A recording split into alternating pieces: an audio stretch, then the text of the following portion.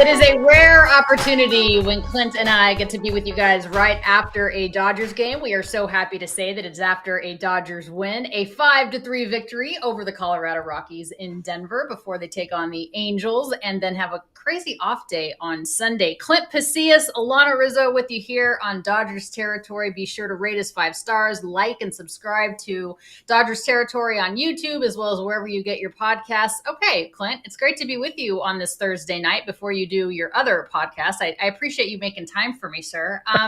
What is your game reaction? Obviously, Mookie is not in the lineup, so Shohei is in the leadoff spot. Makes it count right away.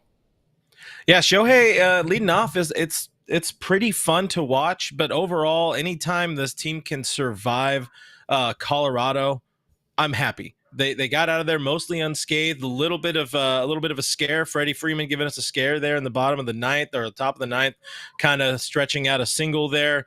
Stomps a little hard on the base, but he stayed in the game. Again, you're happy to take 3 of 4 in Colorado.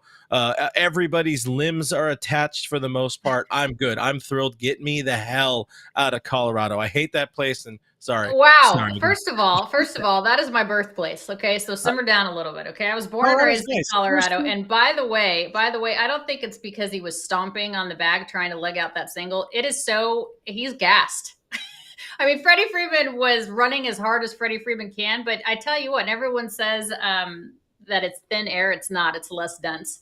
But anyway, it's hard to run in Colorado. And if you ask anybody that played for a long period of time in Colorado, it's very different and very difficult to recover after a game there. So Freddie Freeman is fine. Shohei Ohtani goes off. Obviously, Freddie with the home run, Will Smith with the home run.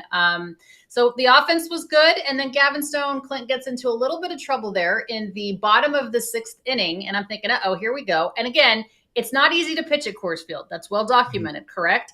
But limits the damage a little bit. They only give up 2 runs from the bullpen. But we need to see these situations with Gavin. No, like we saw him pitch already against the Rockies. Now here, obviously, in Colorado, but he's got to make improvements each time out. Is that fair? Yeah, I mean, still love what I'm seeing out of Gavin Stone. I will continue to ask, where would this team be without Gavin Stone and the ascension that he has made this year, particularly now with Walker Buehler super injured and all that, but we'll talk about that a little bit later. But love the stuff, love the poise out of Stone there. He knows this team, they needed a lot out of him. Probably got a bullpen game going tomorrow against the Angels at Dodger Stadium. So give him everything you got. Does pitch into the 6th inning, around 80 pitches. Obviously, you get a little gas there. Day game at Colorado. It's a warm enough day over there. The cloud cover came a little bit later to cool it down a little. But I love what we saw out of Stone. Gave this team exactly what it needed, what they needed, and got the hell out of there when it was time. I appreciate Dave, not forcing the issue there with the bases loaded and 1 out. But love Gavin Stone. Get him to that All-Star game, but that's a whole other story. Eric Karros, who's a friend of the program here, we had him on Dodgers Territory last week, talked about a thing that you can't do at Coors Field, Clint, and that's give up walks, and you can't give them more outs to work with. And that's what Gavin Stone was doing there in the 6th inning. But again, leaves the outing with, I believe he had bases loaded, did he not? And then, the bullpen comes in and shuts it down, only giving up 2 runs. Ohtani owns Coors Field. I think most hitters, Nando, own Coors Field. Stone is this year's Bobby Miller. Yeah, I mean, I think that's a good comparison. I think Bobby Miller really showed some stuff last season.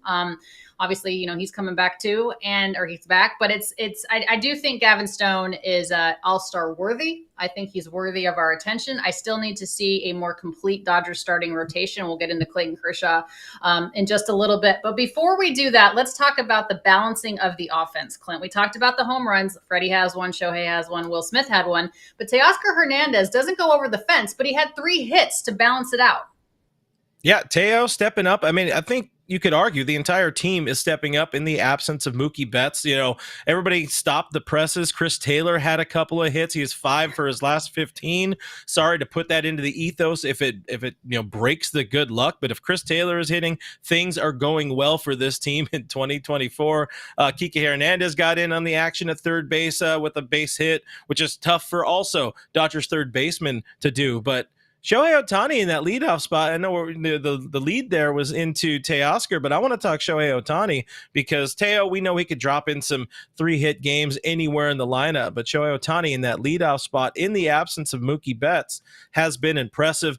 Couple of monster bombs out of leadoff spot. What do you like out of Shohei leading off for this team? I like anytime Shohei's in the lineup. I mean, obviously I want Mookie in there. I mean, I think Mookie does a great job of setting the table. You know what you have behind him, obviously with Shohei and Freddie and Will Smith and all of that. But I think that Shohei, if as long as he's not swinging outside of the zone and he stays within himself and he gets the pitches that he's meant to hit, I'm fine with him there. I mean, anywhere in the top of the lineup, I'm fine with Shohei. I mean, I think it's a better lineup with Mookie in there.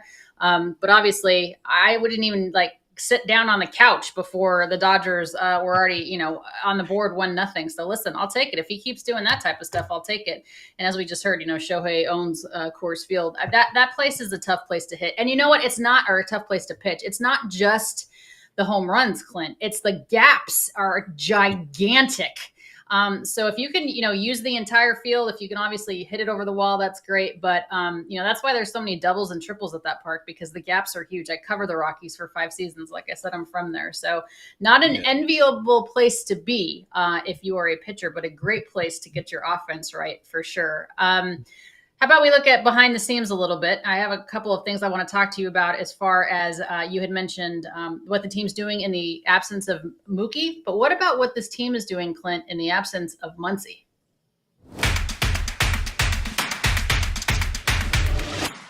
And the answer to that, Clint, is nothing.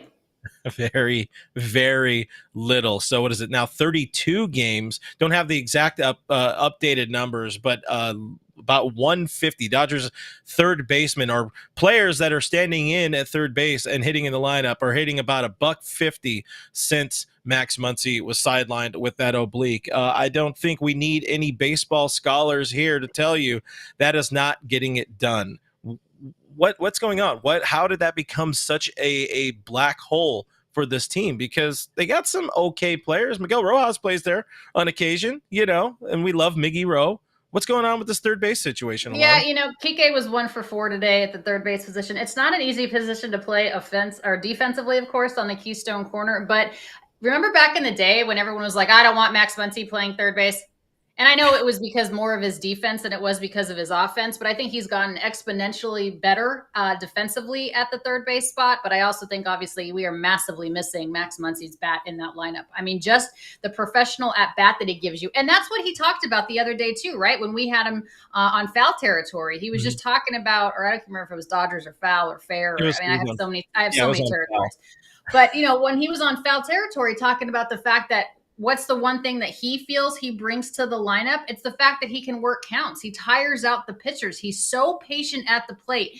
And even when Max Muncy wasn't getting hits or hitting for average, hitting for power, or whatever, he was still getting on base. His on-base percentage was still there because he is still so patient at the plate. He gives you a professional at-bat every single time. And I think that is absolutely what the Dodgers are missing. Again, not just the bottom of the order, but also when Max Muncy's not in there, it screws up the entire lineup. And it doesn't allow guys around him to get good pitches to see. Good pitches to hit. I think one of the things he had told you guys was, he lets other guys kind of be themselves. So there is kind of that void. The bottom of the lineup is kind of figuring some things out. We know what the top of the lineup can do. It's that direct middle of the lineup that appears to be the problem.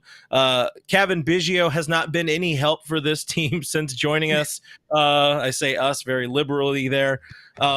And not contributing much to the offense at that third base position. So, boy, does this team need Max Muncy back in so many ways. I never would have thought defense would be a big thing, but I love that. Sammy Boy Smith saying, we've been talking about it off and on. I've been talking about it a shit ton on my show. Give Andre Lipsius a chance. I think he had another 4-hit game or 4 hits over his last couple of games. Andre Lipsius, there's zero reason to – I don't care if he can't play defense at third at a Gold Glove level. I don't care if this dude is not Brooks Robinson. I want to see what the bat can do. You're supposed to be able to earn the opportunity to play at the big league level by playing well at AAA, and the Dodgers are not giving this kid an opportunity. Instead, they went and did what they do, and no disrespect to Gavin Biggio, but fans are annoyed. They're a little done with the whole dumpster dive sometimes, and it works. It works so often for this front office. But right now, this kid is earning it, and it's worth a shot to see what he can do. By the way, he was also a DFA pickup in the offseason, was Andre Lipsius. Why? I think it was Sammy that had that tweet. If we can go back to it about about Lipsius. But I think, Sammy Boy Smith, it's such a good point that he brings up because they have a 10-game lead. I mean, it's not like they're fighting for position. They're not jockeying for position in the NL West. They have enough of a cushion right now, I think, on June 20th that you can try. I mean, you tried out Andy Pajes. You tried out, Vargas is back. You tried out, obviously, James Outman. He's now back. I mean, you're still plugging away with Gavin Lux and those types of things. 10-game lead, you have a little bit of leeway and enough people around you that can pick you up. He doesn't have to be the savior, but I mean, he could perhaps bring a spark to that position. Somebody else asked, how do we fix Max? Obliques are tough, man. Obliques are really tough. I think it was Yachty. Obliques and hamstrings are so tricky because it's like there's nothing that you can do to fix it. You just have to be patient. And I don't know a single competitive professional athlete, let alone a single competitive baseball player, that wants to be patient with their rehab while they have to sit on the sideline and wait to get on the field again. But if you tweak it again, then he's out for another 2 months. So it's like you got to be really, really careful with obliques and with hamstrings. So there's no real fixing Max. It's just trying to, Kenny Chung says the same thing that you've been screaming from the mountaintops up, call it biting time. I get it. And maybe they will. I don't think it's too long before Kevin Biggio, finds his way someplace else. And I hate that for the kid. I really do. Justin Yamas, no Biggio or Lux equals a W. I mean, that's not fair. Come on, guys. But I get it, and fans can be fans, and they should be, and that's why we love them, because you're allowed to be fanatics.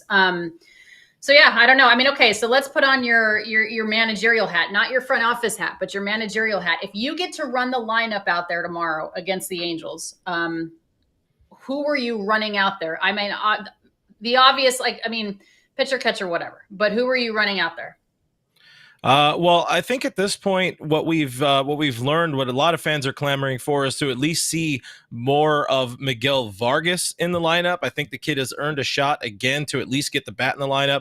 Defense is another one of those things. It's a question mark. If I'm being real nice. Not setting your lineup, Clint Pasillas. Where are you putting these guys defensively? Oh, I know some folks want to see Vargas at third base. He came up kind of playing third base early in his professional career. If he's around, it doesn't hurt to try him there. But I think lineup wise, they're not that far off. I like what Dave is running out there. So my managerial hat would probably be something very similar to what we're seeing. I would just probably not have a whole lot of Kike Hernandez and Kevin Biggio in the lineup. Even Chris Taylor kind of figuring some things out right now. One guy I will tell you, Miggy Rose in there at shortstop every day. Yeah, shocking. You would put Miggy behind the plate if it meant that Miggy was in the line. Best man at my wedding right there.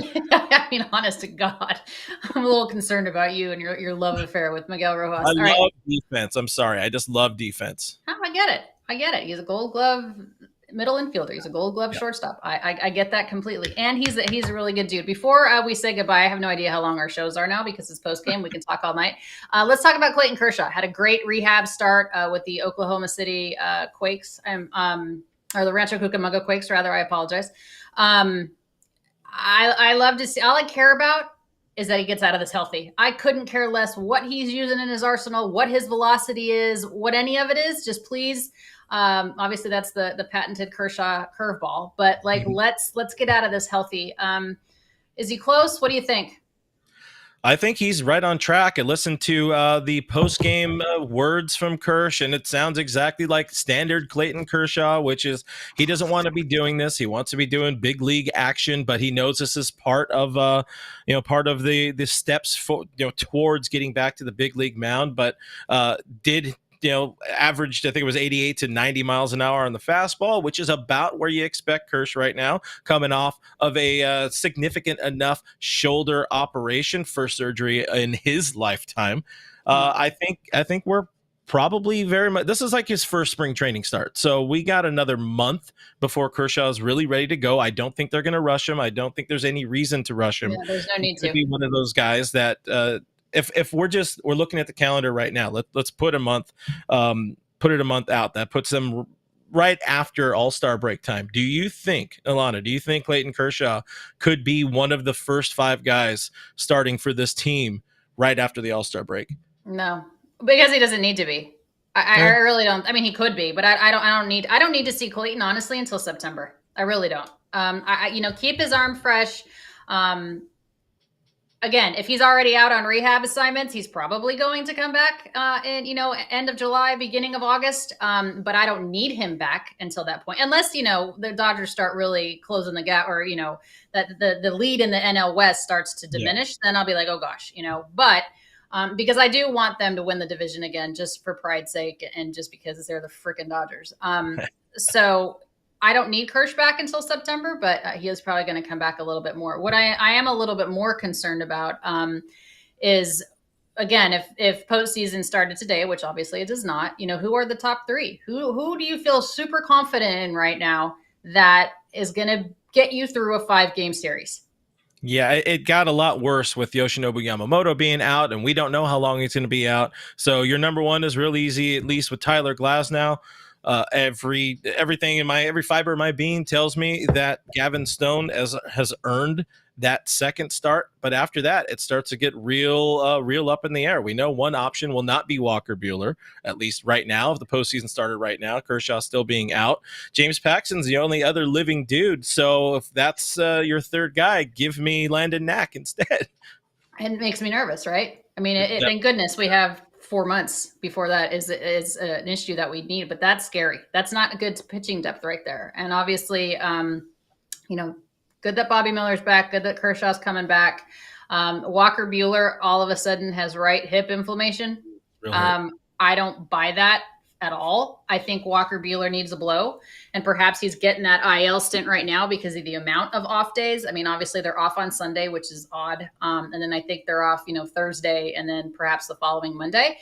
So he's placed on the IL because of hip inflammation, but I think it's just because he needs some time to figure things out mechanically, to get back to where he feels that he should probably be at this point. I think we both said 5-6 starts, and we'll kind of have a better gauge of where he's at. And he doesn't like what he's doing. No, it was after last night's, his 8th start on the season. It was everything I expected out of Buehler, especially in Colorado. Like him to go to Colorado, I'm gonna crap on Coors Field again, because that's just not a place where pitchers should live or be or ever exist. Baseball should not exist at Coors Field or in Colorado. I'm sorry again, but nothing was ever in the stars to line up for a positive outcome for Walker Buehler. Your breaking stuff isn't as good in Colorado, and he doesn't have his best pitch over his career, his fastball. So he was going to get beat up. He did get beat up, and after the game, he was dejected. He kind of hinted that they were already talking about the idea of giving him a blow, kind of giving him that mental reset, whether it be just missing a start, a couple of weeks, a month. But he's in it right now. And you hate to see this out of Walker's first time he's probably ever really been challenged in his life, because this guy's always been very good at what he does. How worried are you? Is this like a major concern with where Walker Buehler is at? Or is this something where maybe a month, you've seen it happen before, a month off, kind of just put the baseball down, pick it back up in a couple of weeks, and hopefully everything kind of resets? What do you think? I mean, I don't know that he has the luxury to put it down for a month. But I do think that I throw every single outing at Coors Field out. I never pay attention to, I mean, even the best in the game can't figure it out at Coors Field. And I get it. And I disagree that they shouldn't have baseball. But I do know that it's incredibly difficult to pitch there, and they will never win anything there. They don't spend the money. They're loyal to a fault. Guys don't want to go there. I mean, look at friggin' Chris Bryant. I mean, wow. I'm so glad that the Dodgers did not sign Chris Bryant. But, and that kid was a Golden Spikes Award winner. I remember presenting him that award at Dodger Stadium when he was coming out of college, or coming in out of high school in Vegas. And I was with MLB Network the first time. So, I mean, that was 1,000 years ago. And it's just amazing how career trajectories can change. But to your point, I throw out any Coors Field outing, but Walker wasn't himself before pitching at Coors Field. So I do think he needs a mental reset. I do think he needs to work on some things mechanically. That four-seam fastball is not working for him right now. Guys are hitting it. His breaking stuff isn't there. A month, no, but maybe a week and change. Maybe he's on the IL for a couple weeks, or maybe you bring him back as long as he's still doing baseball activities and he's facing live hitters. Maybe you bring him back after the All-Star game. I don't know. I mean, I don't know. I'm not sold on our starting pitching. I haven't been all season. It's a little concerning for sure. I think we've hit that point, and I will give you that. I think I was more bullish on the starting pitching than you were entering the season. I remember us talking a bit about this before we even started this show. You were relying on a kid coming from Japan and hoping he figured it out. Well, he kind of did, but then the injury happened. That's the other factor you always got to throw in there, and the fact that Tyler Glasnow has never thrown more than 120, 121 innings over his, over one season. That's a big time concern. Gavin Stone has never thrown as many innings as he's going to throw this year. So at some point you need to worry about or wonder if they're going to start tapering back his innings a little bit. So it's kind of, it's decision-making time a little bit for this team. Are they going to go out and get somebody, make a big splash at the deadline? Brandon Gomes, the Dodgers GM, recently spoke about the idea. He said the Yamamoto situation and the Mookie Betts situation does not change their thinking as they approach the trade deadline. Of course, we know how they choose their words very carefully, so I don't know if that means their plan was always to go out and get another starter or to try to go get a shortstop. But I feel at this point right now, one more injury and you're looking real bad if October were starting tomorrow.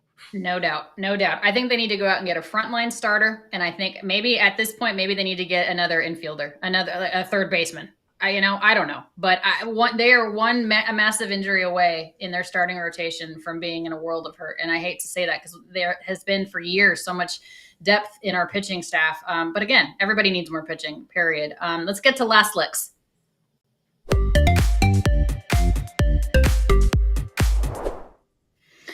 This week's pup is Kaya. Look at that baby. She was being pampered, Clint. Her name is Kaya. I have to tell you that unfortunately, black dogs get overlooked quite a bit. She is wonderful. She's about a year old. She is super healthy. She's wonderful with kids. In fact, her foster sister is the one that put that little bow on her. She's great with kids. She's great with other dogs. She's about to get spayed on July 15th, so she'll be available for adoption after that, probably end of July. If you're interested in learning more about Kaya, hit us up at GoodreadsGuardian.org, or you could hit me up. Slide into my DMs, as the kids say, to learn a little bit about Kaya. We have a fan question about dogs. What's that? Yeah. Only about the dogs. Don't be dicks. Don't just start going in there to ask me all kinds of weird questions about feet. All right. So Kenny Chung has this to say: Kike and Miggy Rowe tandem looked a bit rough on a couple of plays, got in each other's way. And that's a great point that he brings up. Obviously, we were watching the broadcast on Sportsnet LA, and it almost seemed like they were not communicating enough. Or, I mean, maybe it's because they're both used to playing so many infield positions. It's like, all right, whose is this? Even though obviously the shortstop's the captain of the infield, but it did seem like they were a little equivocado, if you want, in Spanish.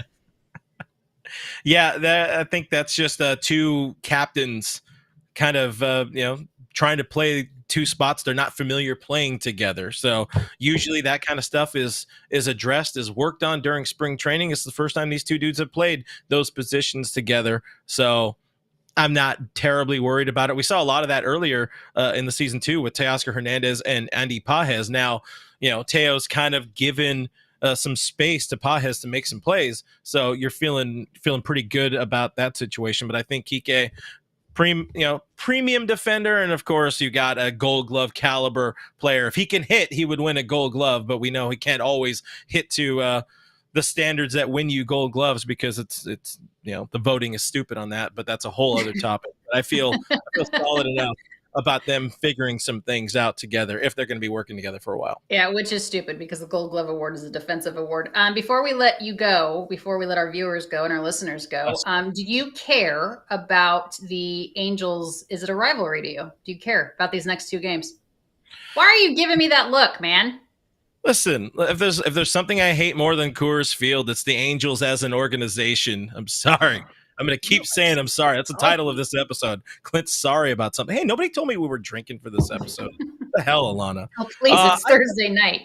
This is fair. Well, it's Thursday night.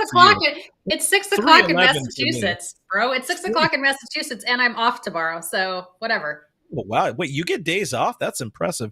And kind of surprising for you. You're a little out there. You're like, give me some work. But anyway, no, it's not a rivalry. Both teams need to have, played each other or be playing for something for it to be a rivalry. This is just, 2 teams that share the 5 freeway that are meeting up at Dodger Stadium for 2 games instead of 3. And the Dodgers have that odd Sunday off day, which again, you already kind of brought up, but no, not a rivalry to me. You feel different? It's not a rivalry to me. It hasn't been a rivalry to me in a long time. It's like I always say, too, with the Dodgers and the Padres. That, to me, is not a rivalry until it becomes a lot more balanced. I mean, I understand Padres knocked them out of this postseason last year. I get it. They threw a parade after I get it. Okay, fine. But the point is, I just don't think it's a rivalry. I mean, Giants, Dodgers, that's a rivalry. Yankees, Red Sox, and that even Yankees, Red Sox doesn't even feel. Obviously, it is still a rivalry, but there's not as much juice. Although the Red Sox are 1 game out, which is amazing, of a postseason spot. I feel like Yankees, Orioles is becoming something. Oh, you got something to say? By the way, didn't you say on our production meeting that you were going to grab a drink before you logged onto the link? So I grabbed a Monster. I say not a sponsor, but Monster, please sponsor your boy. I have put so much money in your pocket over the years. But it's funny, I give you crap about drinking. I didn't, well, not drinking, but drinking without me. And the Beer Fairy just opened the door and brought, no sponsor, but they, the Rocky Mountains are blue on this can. The only Rocky Mountains I like, but I'll save that for and I tell you what, the Rockies are blue because they lost again to the Los Angeles Dodgers. Diane, I thank you. Be like Diane Schroeder. Smash the like button for Clint and Alanna. Yes, girl. Yes, Diane. Thank you. Yes, thanks for watching. Like and subscribe to our new YouTube page, and please rate 5 stars. Like and subscribe to Dodgers Territory Podcast on Apple, Spotify, wherever you get your pods. Clint and I are back on Monday.